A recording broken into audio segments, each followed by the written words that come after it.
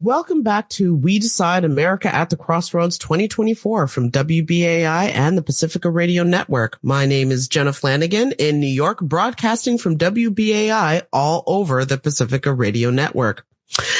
So it's great to be joined by Egberto, Willies, journalist and broadcaster. I'm sorry, I keep wanting to say Wiley's. I don't know why my brain is doing that. Anyway. But you're a journalist and a broadcaster with Pacifica's sister station, KPFT, out of Houston, Texas. And you and I actually worked together on Pacifica's election night coverage, right? Yes, we did. Yes, we did indeed. That was I think it was a great coverage, actually, but it was difficult. Yeah, it was a late night. Well, a lot has happened since then. Seems like years. And the Democrats in Congress are still trying to find their footing as the majority of the party, as the minority party, as the president continues his execution of dismantling the federal government, which of course was envisioned in the Heritage Foundation's Project 2025, which he of course disavowed during the campaign. So now we hear Elon Musk wants to access all of the nation's taxpayer IRS files. And I guess I'll start off with, are there really two sides to this? Where's the moral outrage from the news media? And is there a possibility that they could be afraid of losing access, kind of like the AP who got kicked out over the Gulf of Mexico? Jenna, first of all, thank you so kindly for having me here with you at WBAI. Let me just say that I don't think they fear Trump. Really, I don't think this is where the media fear the state is coming for you or anything like that. I think the media fears the corporatocracy is coming for you, because the reality is the government. There's no government. There's a corporate state being controlled by the major players, vis-a-vis the billionaire Elon Musk, who runs four major corporations. We have, if you sat at the inaugurations, it wasn't Trump's cabinet behind him per se. It was a whole crop of billionaires, some of them who previously purported to hate this guy. So no, the reality here is we have a purchased government. And the reason the news sounds so normal is because for them, this is normal. The government can be a democracy, but corporations aren't democracies. Corporations are by definition autocratic. And that's what we have. Aha. All right. So then based on what you just said, then how does that impact, I guess, like the reason why the Sunday mainstream media seemed so business as usual is, I guess, it's a weird thing to say, but is journalism less about journalism and more about the corporation that owns the outlet? Oh, you're a genius. Let me just say you're a genius. Because here's the thing, as far as I see it, Jenna, what you do right here, where you are only responsible to make sure and tell the information as it is to your audience.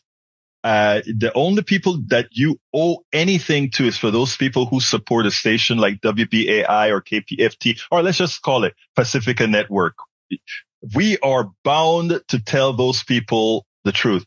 Now, the only people that are bound by NBC, ABC, CBS, especially when they when they no longer had separation between the business side and the news side, the only loyalty they really have is to the people who are going to advertise on those channels. So therefore, we don't hear negative things as we should about Medicare Advantage, which is a fraud. We don't hear negative things about the medicines that are put out there, the pricing that control them. The American people don't know that the reality is that most medications aren't researched by corporations, but actually researched by your dollar, my dollar, the audience who's listening's dollar.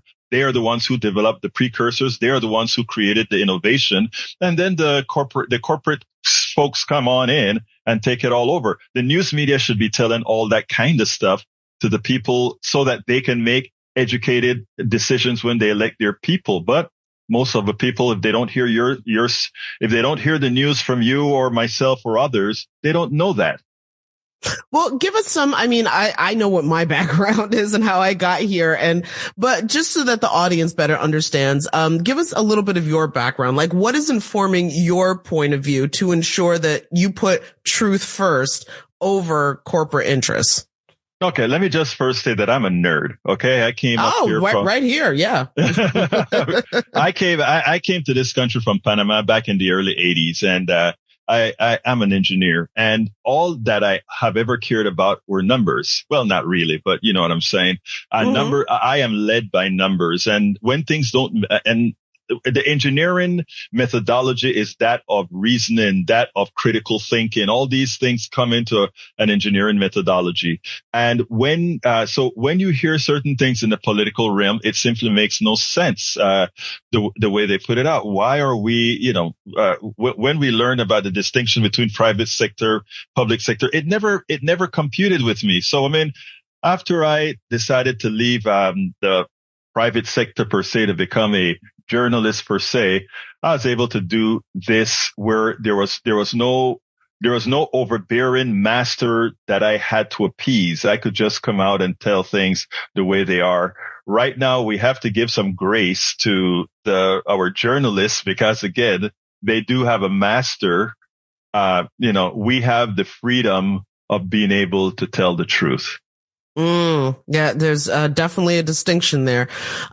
So one of the things that, first of all, going back to your point about engineering, though, because that is very much a word or a job title that is in the zeitgeist, because of course we know unelected co-president Elon Musk has been claiming that it is his understanding of engineering and data and numbers that is driving a lot of his decisions in Washington. And just considering that you're both engineers, I'd love to get your take.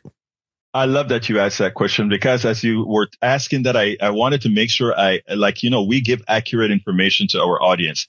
Elon Musk has a Bachelor of Arts degree in physics and a Bachelor of Science in economics. Remember, anybody can call themselves whatever the hell they want to call themselves. Okay. But engineering has a particular method. And the truth of the matter is, what Elon Musk has shown is he doesn't go by engineering methods. Let's give a perfect example. For every action, there is an equal and opposite reaction. That's a very famous ethos that engineers go by. Every action has a reaction. Every time you put a chemical, if it has a valence electron out, there's going to be a reaction.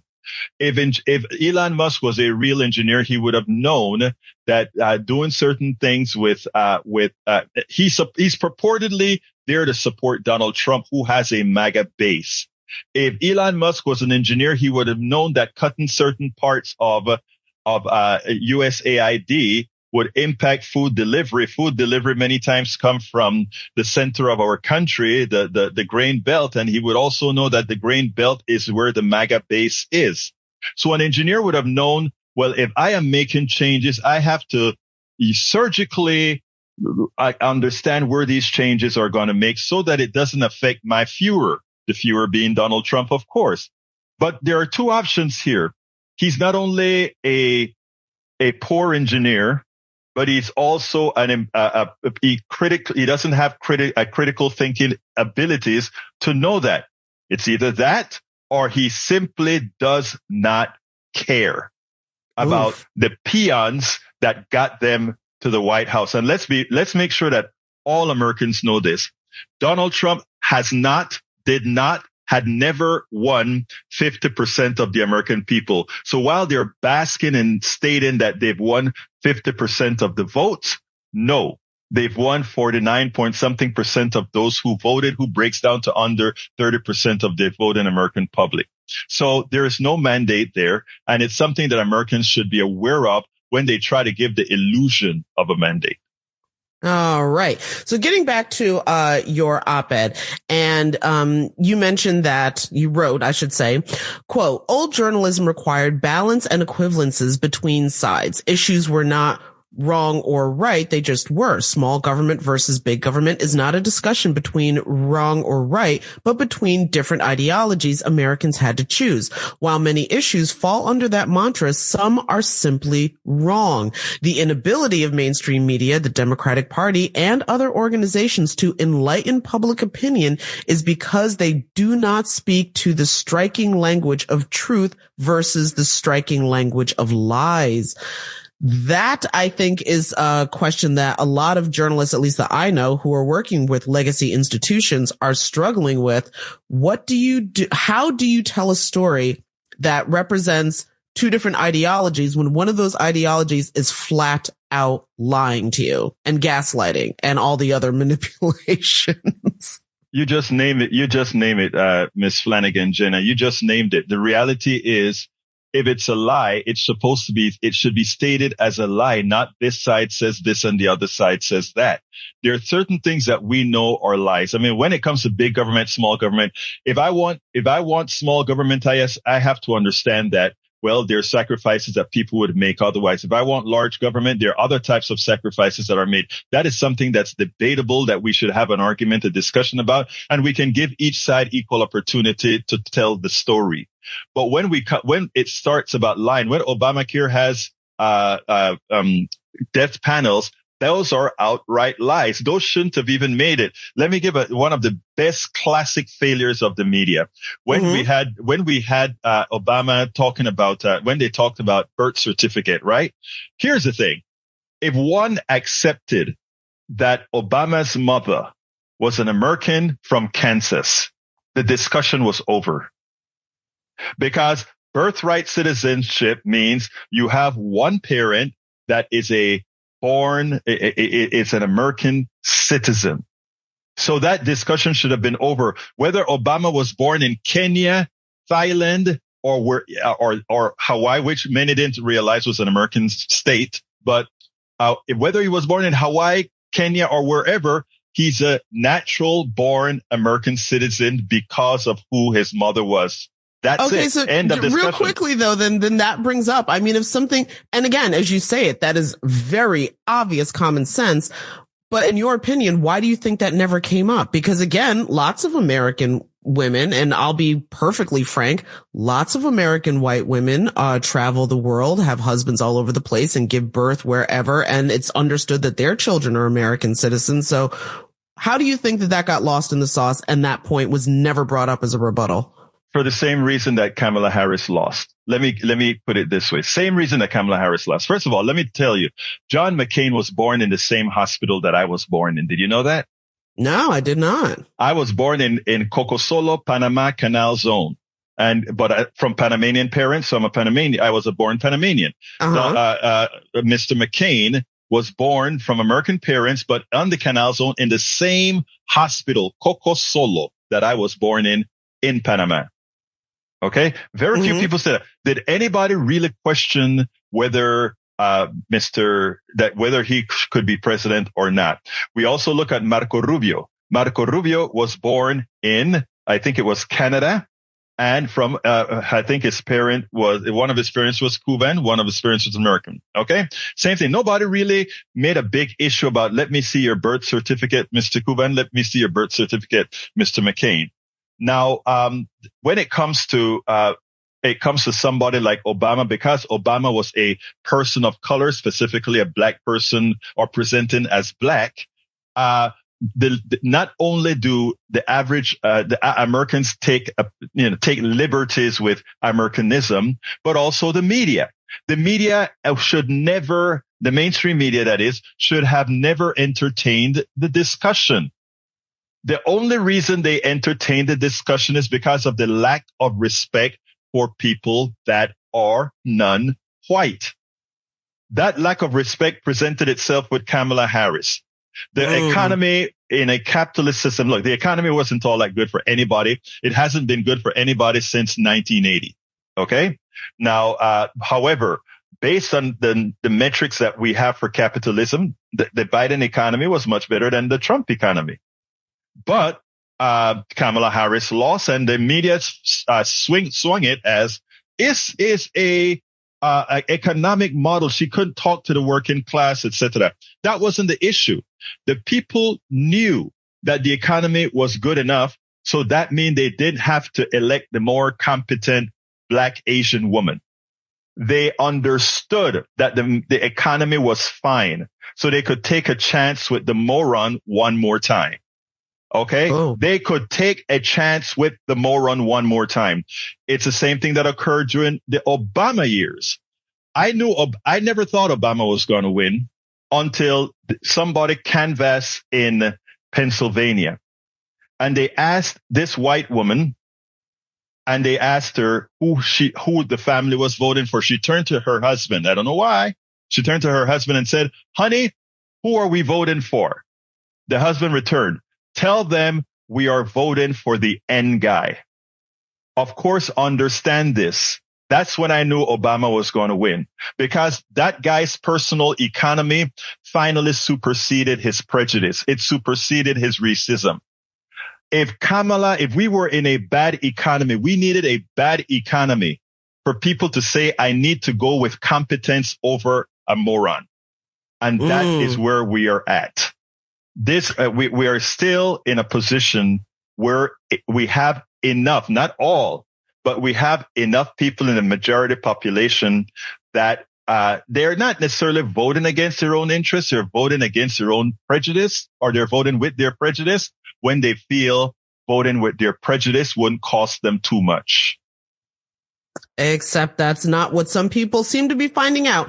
I also want to point out, speaking of what you were talking about, the way people vote, we've had several times on the show, the reporter, filmmaker, documentarian, Greg Palast, who did this film, Vigilantes, America's News. Okay. So, just the fact that his film has determined that there were as many as 3.5 million votes that were thrown out. And those were mostly votes from people who were in zip codes that were mostly of color, et cetera. How do you see that factoring in as well to the political situation that we're in now under Trump 2.0? I agree, first of all, that there's a good likelihood that if all those votes were counted, that Kamala Harris would have won the popular vote. Whether that would have happened in all those, I haven't spoken to Greg since the movie, but whether that would have happened in all the key states to give her the electoral college win, I am not sure. I would be lying if I said I knew that for sure. But that said, look, if you look at what people want or what they claim that they wanted, the pick would have been, again, she isn't the ideal pick, but in a contest of two, she would have been the choice of not only the majority of the people, but a large majority of the people absent her hue. That's very, very interesting. And I want to I want to pull another, I guess, quote from your article. And that was, remember when Republicans lied about Obamacare having death panels and throwing your grandmother off a cliff? They do this on every issue ad nauseum. Interestingly, Republican policies truthfully harm Americans and could be placed in graphic language that viscerally gets to the American psyche, yet it is rarely, if ever, done by Democrats, our mainstream media, and other organizations. Why do you think that is? And more importantly, I want you to focus specifically on the Democratic Party. I mean, we've kind of unpacked that the media's got corporate issues. Right. But it seems like there's red meat there for the Democratic Party, and yet they're just like, I'm vegan. You know what is so interesting? If you look at Alexandria Ocasio-Cortez, if you look at Maxwell from Florida, if you look at Kazar from Texas and these other guys, they do it. If you look at my friend here in Jasmine Crockett, she does it.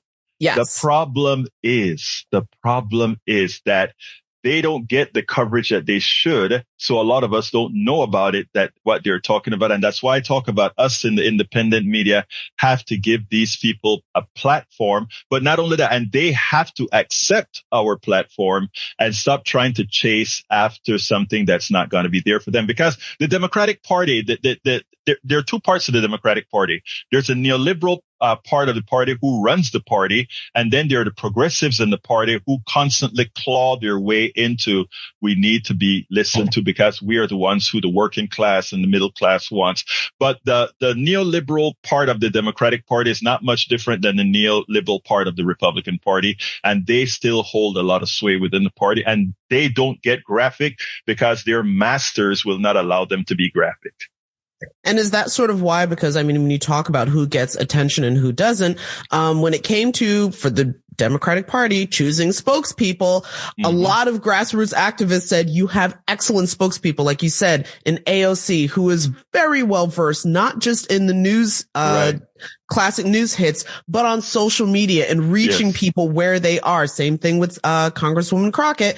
And yet they both got passed over for people whose turn it was due to seniority and oldness. They're old and tired. Look, I am not as old as they are, but I'm old enough, and I wouldn't want to run now. I think I should leave that to the Gen Xers like you.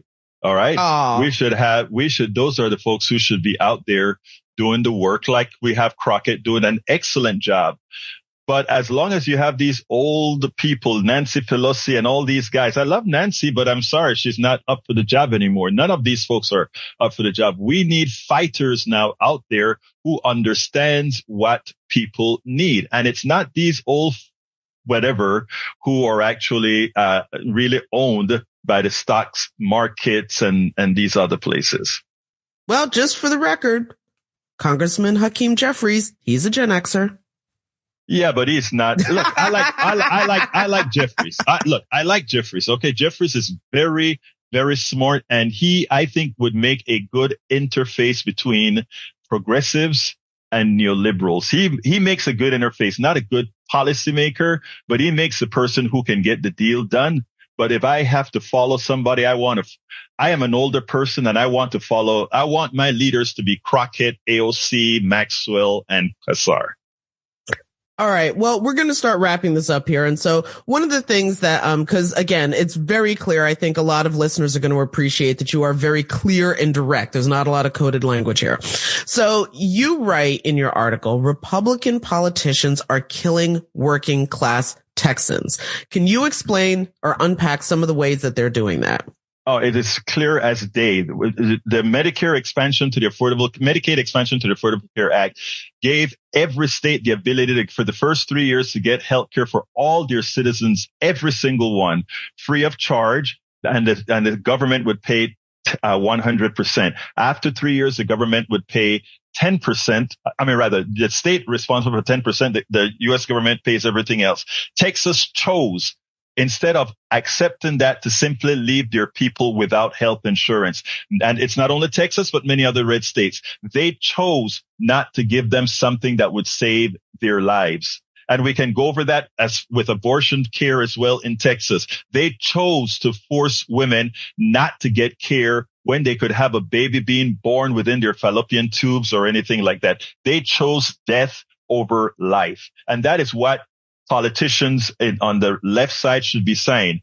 If you want to have an unhealthy life, if you want to have no health care, if you want to have a higher propensity to die, vote for your Republican representative. All right. Well, listen, one last question. How can people follow your work? Okay, I have a newsletter that I put a lot of this stuff out on politicsdoneright.com/newsletter, which is politicsdoneright.com again /newsletter. And my name is one of those strange names that, because it's so strange, if you Google me, all my stuff would come up pretty much at the top. Well, then on that note, I want to thank KPFT's Egberto Willies. I got it right this time. You got it right, my dear Jenna. I got it right. Yes. Okay. Thank you so much for taking the time to not only do the newsletter and the work that you're doing, but also for joining us for this great conversation. It was much appreciated. We spend a lot of time deconstructing the news, trying to parse it into a form that everybody can understand. We try to find those little nitpicks where it flies above the fray, etc.